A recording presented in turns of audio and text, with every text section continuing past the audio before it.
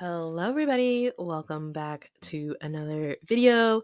My name is Kat, known as phamerina.planning here on YouTube and on Instagram.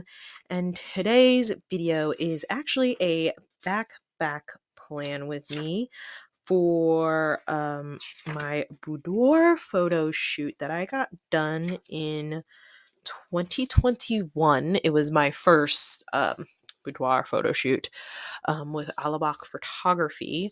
So it's for January 25th in 2021 through the 31st.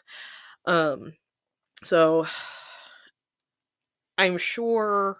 Sorry, let me back up. I'm using this TaylorMade Creative kit foiled in rose gold called Boudoir. When I saw the kit, when she released it, I don't remember, sometime in 2024, I really, I was like, I need this kit, but I have nowhere in my lineup for it. And um, I was trying to be responsible. But when Monica, the owner, said that she was going to be taking down everything in the old format because she had reformatted her kits, um, I was like, so this is my last chance. So I'm going to get this kit. I'm going to use it to plan one of the weeks in which I had my boudoir sessions done. And we're going to justify this purchase with that.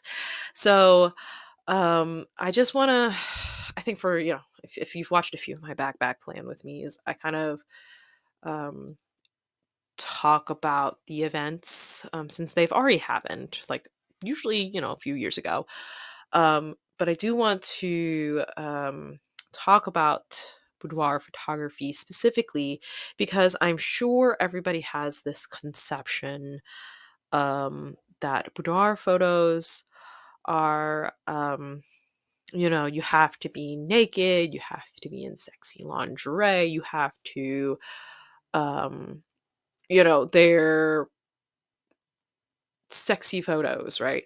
Which, um, which is a yes and a no. So boudoir photography comes from uh, the term. Well, a boudoir is a women's private dressing room. So boudoir photography, I did like hold on. I have a little thing from Betsy McHugh Pictures. It says the concept of boudoir photography dates back to the 1920s, where women wore lingeries or sometimes went nude to express sexuality. They were typically they're associated with like the private dressing rooms of women, which are called boudoirs in French. Um, so it's more about a self-expression rather than sexy pictures. I can understand how the thoughts align, but realistically it's about intimacy, it's about being in tune with your own body, with your own confidence, with self-love. Um so for some people, that is about being stripped all the way down. For other people, it's about wearing sexy lingerie. For some people, it's about just wearing clothes that make them feel confident, that boost their self esteem, that they feel like $1 million in. And that might not necessarily be lingerie. That might be like a t-shirt and jeans, a tracksuit, an oversized t-shirt. Um, so like I want to I don't know, maybe it's the circles I'm in. Um, I just want to I don't want people to be scared when they hear the word boudoir and think it's some kind of dirty term. Because it's not necessarily. It can be, right? It can be. Um, but boudoir just simply comes from um, the French term that describes a woman's private dressing room. Um, it's I feel like there's been, maybe again, it might just be like my feed, my Instagram circle feed. Cuz I feel like I'm seeing it become a little more socially acceptable in that um people are now not necessarily seeing boudoir photography as, getting sexy pictures done for their partner or whatever, but um it can be that way. Again, it can be that. But for me and myself, um I came into this because um a couple of things actually. So I got married in October 2020, and I had contemplated doing a bridal boudoir shoot, but I just never followed through with it. So that's part of part of this. The second thing was I wasn't exactly happy with the photos at the time. I wasn't exactly happy with the photos that I got done. No, for my wedding photos. I didn't really have any of those like classic bridal shots. Um I adore my photos now because they're a snapshot of the time. So, but I was a little bit sad that I never got to have those pampering moments. There was a lot of chaos that day, so I can understand how that happened. um, so I was kind of feeling sad that I didn't have those specific pictures of myself. Um, and the third thing is I was living in Lansdale at the time, and on the train I would see from the window Alabak photography, number one couples boudoir photography in the Philadelphia area. And I'm like, that's so that the thought was in my brain. And sometime after my wedding, I took a dive. I reached out to Alabak photography, had a phone call with, oh, was it Erica? I believe I talked on the phone with Erica. My session was with Mike. And the intention, I think I went into it to surprise my husband, but I came out of it surprised with myself. It's not that I hate or dislike anything about my body. I take pride in how I looked at the time, like as in I was not dissatisfied with how my body was, let me say it that way. But I think I was having issues or self-confidence issues in accepting sensuality, in accepting um certain aspects of myself. So that's why I went ahead and took a leap, um and got photos done with Alabak photography.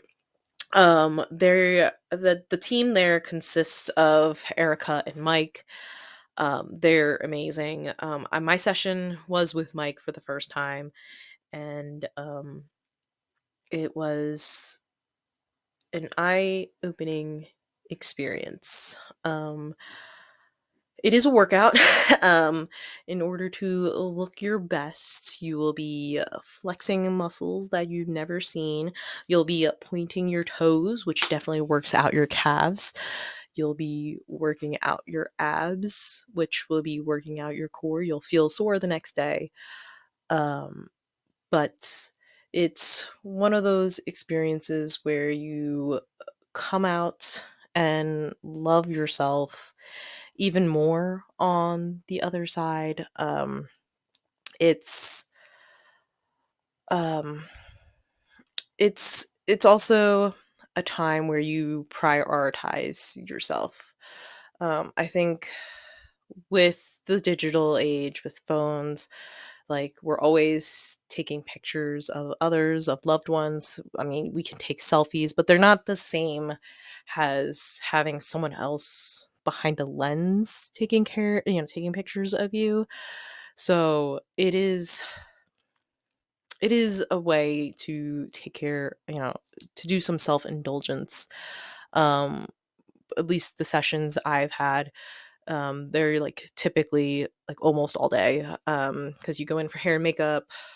Some photographers have it included, some don't, or some um, you can like add it on for an extra fee. But I went in, got hair and makeup done, it felt gorgeous. um, then you do your shoots. Different photographers do it for different lengths of time. I think we shot for about an hour and a half, something like that. How Alabak photography works is then you'll do a photo shoot reveal, and I feel like that's pretty common from what I've heard. Um, so they'll go through your raw images, do some light editing, um, and then you'll get to see your pictures, either on Alabak do it on like a projected screen and music playing, and there's usually like, wow, that was me, like that's me, I can't believe that's me. um and then um it is an investment because um this was where I was going with the whole digital age thing, is that I feel like photos, like physical photos, are much less of a thing now, since we have basically, entire albums in our hands. But there's something special about having physical photos up on the wall, photo books.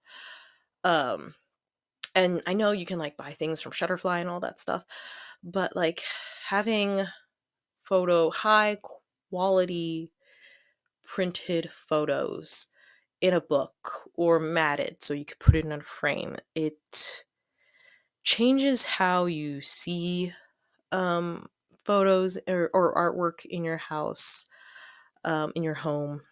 Um so that's why it's an investment, because you're not necessarily just you're paying, sorry, let me rephrase that. It's an investment in yourself, because and financially, because hair and makeup, whatever attire you decide to purchase. um some studios will have pieces that you can, not necessarily wear, but like jewelry pieces that you can add on, or capes and whatnot, or headpieces. But you do have to, well, you may have to invest in outfits, should you choose to. So there's another cost. Then you're paying for the time for the photography, the editing. Then high quality photos are expensive. I would say they work out to about $100 per print, generally speaking. I mean, you can obviously get them cheaper through larger commercial places. Um, but it is an investment in yourself, and I think it's always an investment that you should make, because you should always invest in your own love, in your own soul, in your own self-care. You should invest in feeling like your best self, because this world is cruel. This world is harsh. So investing in yourself in little ways is very important. And photos last forever, right? So that's my whole spiel about boudoir photography. um you have to find the right photographer. You have to make sure that their style matches what you envision, because it doesn't, like I said, it doesn't have to be sexy photos. It could just be photos where you feel the most confident in yourself. That's just you know the the conception. Um so let me get on to the spread now. Now my whole spiel is done. As you saw, I went with this whole center scene here, because this artwork is gorgeous, and I needed to highlight it, especially the full box with the frame, because that is how you feel after a boudoir photography session. Um, and then I just finished my sidebar with just two more full boxes, just so I could use more, because I think I used one, two, three, four, five, six, seven. I did use a good amount of full boxes. And then I put my call out script in the center scene. I have to figure out how to like date these by year, because right now there's no indication of what year this is unless you look at a calendar and you're like, oh yeah, that's January 25th was in the year 2021. um so I did that. um Pulled in a lace garland washi combo from Sadie Stickers, which I feel like I did this for the last Taylor Made Creative kit from like I think it was the last one I used. The roses one did almost basically the same thing, and that one was also in rose gold. Um, and that's kind of it. You saw what I did in the bottom area. This floral washi was already kiss cut. I'm kind of sad that I used that lace washi at the bottom because I think I would have preferred it in the top, but what's done is done. Let's go on to the day by day. So on Monday, the 25th, we still had dance practice because we had paid for a certain amount of lessons. And after the wedding, we still had lessons left. And I think we were working on a tango at the time. No, yes, no, salsa. We were working on a salsa routine at the time. Um, so we had dance practice, which was interesting. Oh no, we usually did it on a Monday. That's right. I forgot. I'm like, that's weird. That was on a Monday. Then I took my vitamins. I don't have a lot of notes. You're gonna see me mark for some really mundane things here. On Tuesday, I had McDonald's dinner. For some reason, I had a bad night's sleep. At this point, the session was already planned. I didn't tell my husband about it. I actually told I told him a little white lie that I had to go take my grandma to Philly to deal with some paperwork, so I was going to be gone all day. It's not where I was. Um, he's forgiven me for telling him the white lie. Um, so I mean, I think I was kind of feeling bad about having to lie to him. On Wednesday, I marked a no spend day. I was tracking no spends at the time. Was I like? I think I might have been really getting into Archer and Olive. I don't really remember. It was probably Archer and Olive notebooks. You don't want to know how many of those I have. We had Chinese food for dinner on Thursday. Huna had an album release. I miss the Huna from this period of time. There's like a bunch of drama with her right now, but actually I liked her music when she was with Cube Entertainment. Sorry if you're not interested in this type of stuff, but I feel like when she moved to Size Company, she might have, I don't know, maybe she was happier making that type of music, but I didn't like that music. I feel like she lost her fire a little bit, because that's what I associate Huna with, is her fire. Um, I feel like she was kind of more into making the kind of cutesy, quirky type of music, and I was just like, nah, that ain't it for me, girl. So once she joined Psy, and now she left Psy's company, this is Gangnam Style Psy, if you're familiar. It's Gangnam Styles everywhere. She left that company, went to another company, and then this other drama. There's just so much drama around this girl, and I'm just like, I'm able to separate the art from the artist, but right now the artist isn't like in contemporary 2005, 2025. I'm just like, that ain't music, ain't it for me, girl. So nah. Oh, but first I marked a payday apparently on the Thursday. Oopsie. Oh yeah, it was payday and then the album release. On Friday, I started marking a no spend, and then we went to our local tavern for dinner. Um, and then let's see what else. What else? What am I doing right now? What am I doing? Oh, so I wanted to pull in some other, since I only had like basically two things to mark every day, I wanted to create little scenes, especially since that foiled sampler is so specific to this kit. Um, and I had two of them, but I didn't need to. I only needed one. um, I wanted to create micro scenes to make it, to choose more of this deco, honestly. A special call out to that little frame moment. I really love that frame moment. I kind of wish I put like a floral in there. But I wasn't thinking at the time. Actually, the florals were fighting me. I think I might have, this was on sale, like not Black Friday sale. So these might be like oops sheets. Because some of those florals were fighting me. They were not coming up. Some of these stickers were fighting me. Um, so I think it was discounted, so it probably was an oops kit, but we got them stickers up eventually. On Saturday was the boudoir shoot. So, I walked you through the timeline, came in, do hair and makeup, shot for about an hour and a half with your photographer or photographers. Like currently right now, I think with Mike and Erica, I think Erica does the solo shoots now. Alabak is known mostly for their couples boudoir, which is boudoir concept, but you and your partner. Um, which I mean, I love. So I'm so eternally, that's their shtick is the couples boudoir photography specifically. Um, I think they both shoot couples right now, as of this point in time.